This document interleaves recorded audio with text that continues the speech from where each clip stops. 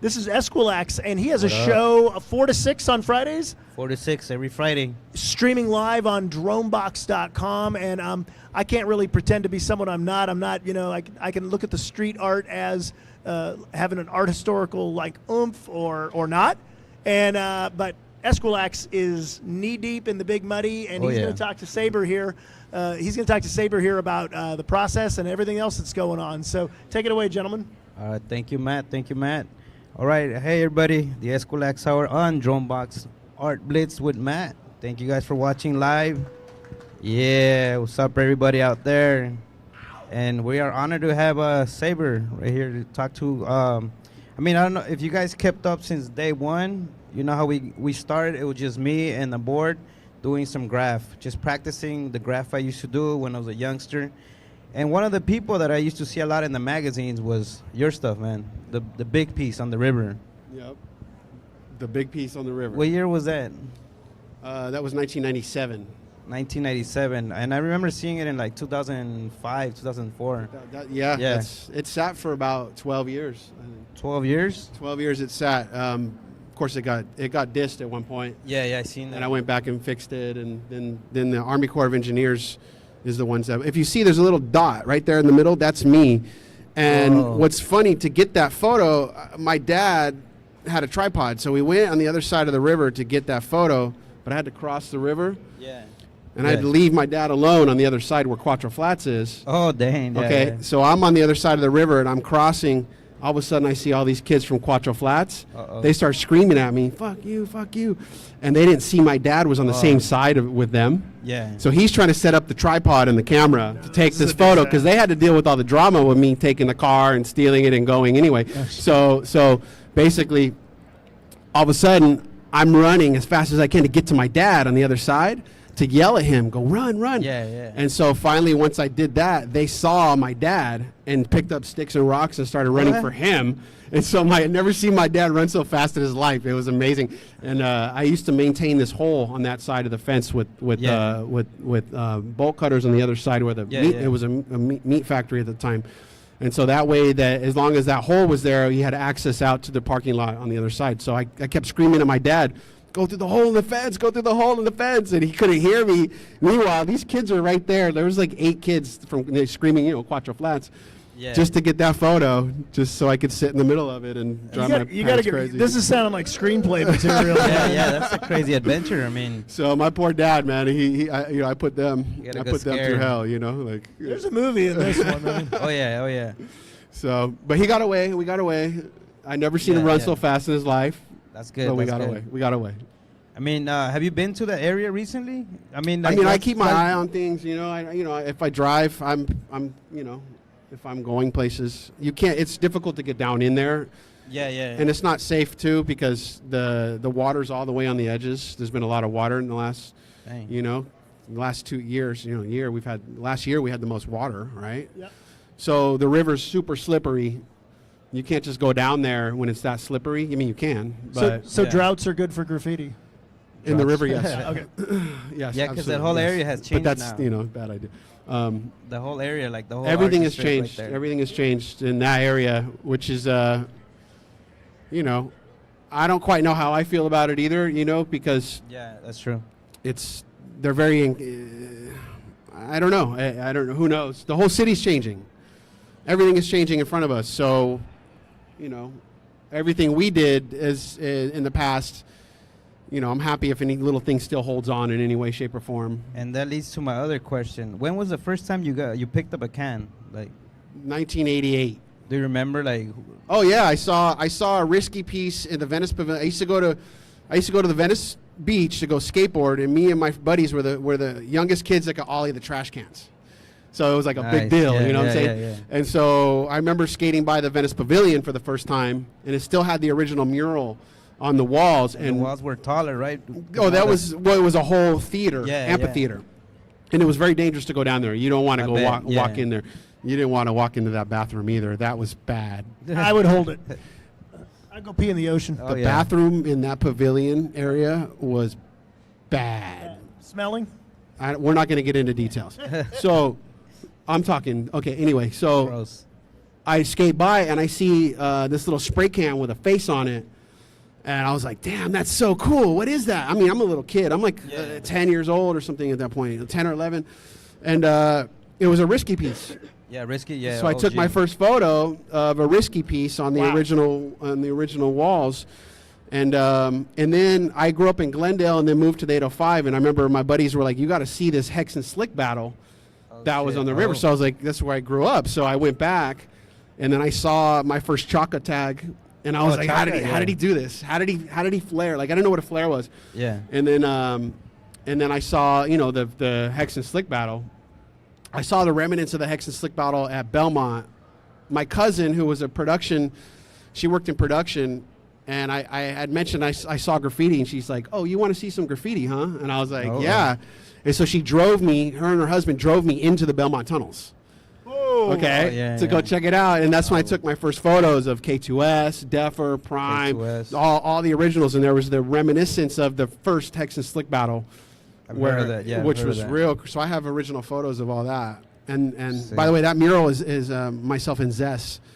You've been collaborating with Zess, right? That's the one on 7th, is it? Yeah. And it's just south of 7th on Santa Fe. Yeah. Yeah, you guys just talked about that one. Yeah, we're talking about it in segment 1. Yeah, it's it's kind of an abstract approach to things, but I mean, there's so many stories at this point. They're just endless. But 88, I think 89 was like, oh my God, I got to start doing this. And then 90, it was like, I'm doing this. and then that was it. After that, I cut off myself from my skateboarding buddies. I was like, fuck you guys. Like I like made it all like, I don't like you anymore. They were a bad I'm doing this influence now. anyway. And then went full out, like, this is what I'm going to do. This is what I need to do. Yeah, man, you were a big influence to the graffiti heads. Like, I remember, like I said, magazines and, like, just articles. I'm like, that guy is dope. That guy is sick. Thank you, bro. Well, I couldn't have done it without all the other characters. There's so many, you know what I'm saying? Like, I mean, one of the first biggest characters I ever met was Skate. You know about Skate, right? I know about Skate. Okay. I mean, I met him first. I was painting in a tunnel off Calabasas Road, all right? And this weird little tunnel, Las Virgenes Road or some weird place. And I'm painting this little, my goal was to try to paint the smallest piece I could that day. I don't know. I was like, I want to try to paint the smallest piece. Practicing. And then all of a sudden I turn around and this like giant Hell's Angels looking dude with this like wizard beard, like grown ass man is standing behind me who's like 6'4" or some shit. And he's like, he just comes down behind me in the tunnel, this just giant grown man, and I'm like, oh my God, with a wizard. He looked like some Hell's Angels dude, Yeah. And he's like, your piece is small. I was like so scared. I didn't know what to do, bro. I just stood there. I just stopped. I just stood there. I was like, oh my God, what's going to happen? And he said, you must do it big to impress. And, and then he goes, walks off, and he goes and stands in the water, and he just does these giant CBS, can't be stopped, big top to bottoms, dude. Like, he did all in one flow, just like beautiful watching him. Like, it was so elegant. It was so elegant how he just did everything. This giant man who looked like this Hell's Angels killer, just like this most elegant moves, bro. And I'm just like, I was like, he's not gonna kill me, and he just did the coolest graffiti I've ever seen. Like that's a good story. That took home. That to me was like, wow. Well, Skate had the piece at Al's Bar, and nobody would touch it. No, you'd be stupid to go over that one. It lasted forever until the new owners painted over it just a couple of years ago. Yeah, that's sorry. It lasted a long time. Yeah, that was one of his last ones. The one on Al's Bar. You getting paged? I'm getting my sister-in-law, who actually works at LACMA, is walking around here. Who actually helped? She's trying to catalog all this stuff and see how we can make this something a little bigger than it needs. Well, tell her the Art of the Street show that did it page. Oh man. Hi, you're on live streaming right now in the corner. Say hi. Tell her I said hi. Say hi really loud. Mat Gleason says hello. Okay. I'm going to get off. I'll see you in a little bit. You can put her on speakerphone. Come over this way. Tell her you're in the VIP lounge. Hi. She'll come over this way. But anyway, like, what was interesting about graffiti is what people don't realize is it's very inclusive. Really, it comes down to who you are as an individual, and even if you suck and you're not good, if you basically, it's just a real simple model. Are you a fucking douchebag or not? If you aren't, great, come learn. It's real simple. Do you have heart? Do you have you know? Do you listen? Do you have heart? Are you strong? You know? Do you want to do this? That's it. Do you use people for your own advantages? Or are you somebody who's greedy? Then kick rocks. If you're somebody who wants to learn and somebody who wants to understand this, my only thing I tell all these kids is, you know, there's a price to pay. Oh yeah. There's a price to pay. So It's its own that's thing. depend on you and how far you want to go. There's always a price to pay. There's a price to pay. And if you're prepared for that, you know. I only did it for a while too because of the same thing. Yeah, and Los Angeles is very unique too. It's not.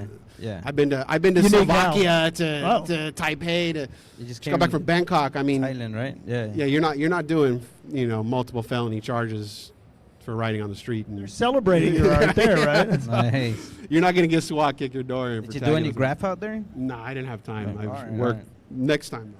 So you're doing the fine art side of Yeah, I'm things? 41. I'm old, man. Yeah, of course. You know, I'm trying to lead a new path, trying to figure out how to push this into a new era. That doesn't mean I'm done. Well, what was your transition between It's a always good on a question. wall to I'm now on old, bro. canvas? I can't keep doing these. I got When did kids. you know you I needed got to do epilepsy. that? I'm fucking fishing out all the time. It's like my health has been key to, you know. But I love to paint, and I have plans to do things. So I think beating your head against the same wall for 25 years, you know what? It's up to them now. Am I going to sit out there and go out and hit the same wall that has 45 names on it and be like, I'm out again? You know, that to me, that seems like I'm hitting my head against the same wall, and I should give them the opportunity to do it. Are there a lot of guys in your age that are still trying to be in the No, game? there's a lot of characters are coming back kind of strong, which is interesting, Ah. which I love, and I think is really cool. That's dope. What do you think of the oldies circuit, Eskwilax? Well, that's good. I mean, they're telling the new generation, you know, this is how it's done. This is how it should be done. But for me, it's like LA. I can't be going out. You know, I'm too. Yeah. You know, but I have plans that I want to do, to kind of expand this idea. And to me, that's what's most important, is how to figure out ways to expand this idea, and to grow this original concept into something that's far greater and far bigger than maybe we all have even envisioned. And The original concept being the freedom of the streets, the freedom of art in the streets. well, I guess it depends on what your position is, but I'm saying really coming down to the idea of painting and letter forms and abstraction, and, you know, basically art itself, and graffiti is a very interesting place, because it is like going, you know, number one, it's like you have to understand your environment in order to be true to it. So I tell a lot of people that whenever I go places, I don't need to understand the culture. I don't need to understand where I am. I don't even need to know the name of the city. I could just go in and read the walls. Yeah. Once you start reading the walls, you could really understand what's happening in that environment. You know, even including to how up to date they are with their buildings as being painted without graffiti. Like how fast are they in reacting? Like how close is the graffiti to the raw brick? Like there's a lot of things that tell you. Is there a lot of political graffiti? Is there clashing graffiti, gang graffiti? Is there you know, I would say L.A. is one of the most crushed cities in the world, quite frankly. You know, crushed how?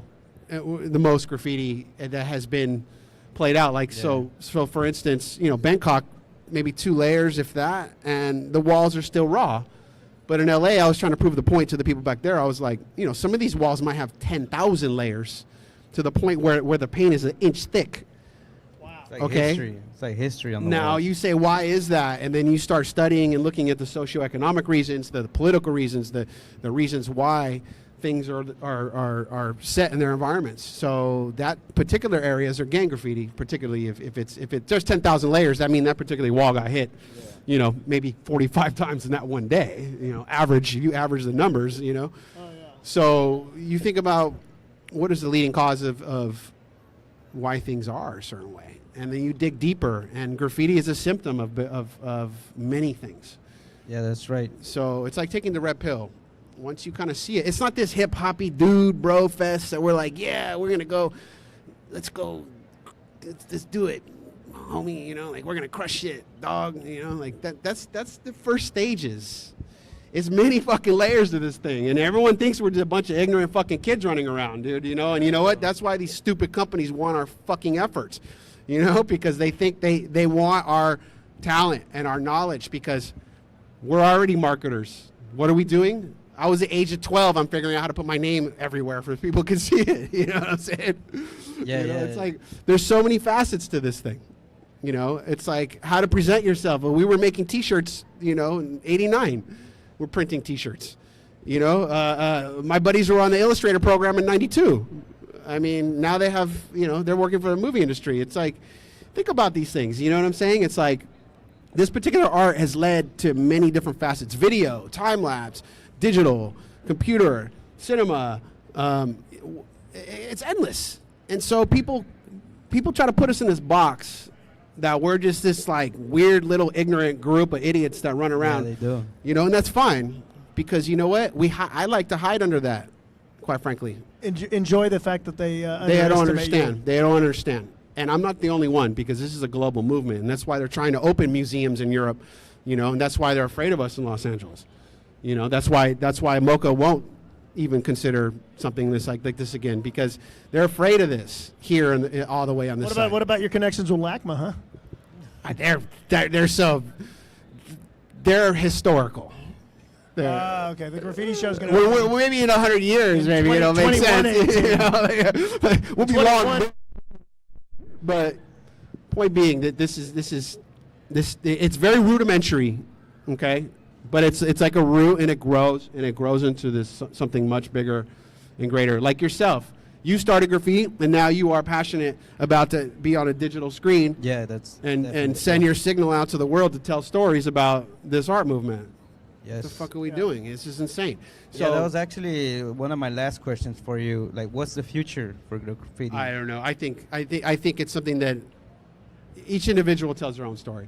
I think as long as the youth that can't find traditional ways to express themselves keep using that as their way, then we have, it'll always exist, even if it's rudimentary, even if it looks like shit.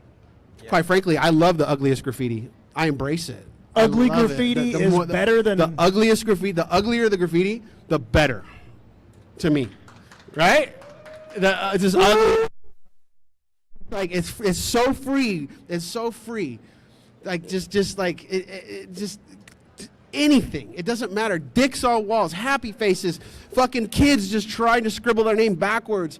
Fucking just I personally have a thing for gang graffiti. I have an eye for it, and there's some finesse happening in there. You see a war happening, and people are just completely obliterating each other. But there's so much finesse under so much pressure that it's very beautiful to me. But uglier graffiti, the better.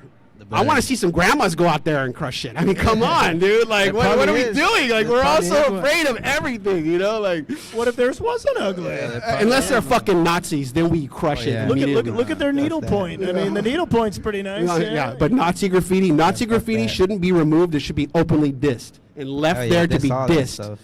Left there so everybody could see it dissed, bleeding on the street, dissed. It shouldn't. You shouldn't remove it unless it on certain people. You should leave it there completely dissed, open for everybody to see that it's bleeding openly. Public mockery. No, it's a dead carcass right there on the street for everybody to watch. That's what I see. When I see that graffiti, let it stay dissed, destroyed. That's my personal, Right on. That's my personal feeling. Well, Eskwilax, Saber. Yep. Matt.